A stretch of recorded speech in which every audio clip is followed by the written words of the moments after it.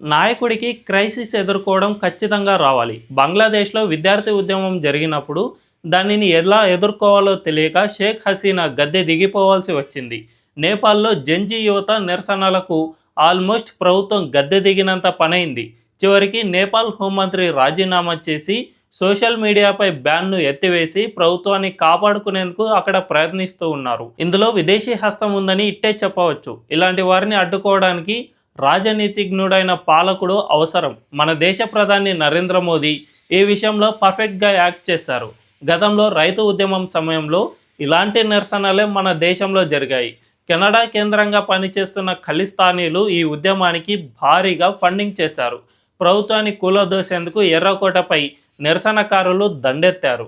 ఈ ఉద్యమంపై మోదీ గనుక మూర్ఖంగా వ్యవహరించి ఉంటే ఇప్పుడు పరిస్థితి మరోలా ఉండేది. అప్పట్లో మోదీ చాకచక్యంగా వ్యవహరించడం వల్లే ఇప్పుడు ప్రభుత్వాన్ని కంటిన్యూ చేయగలుగుతూ ఉన్నారు.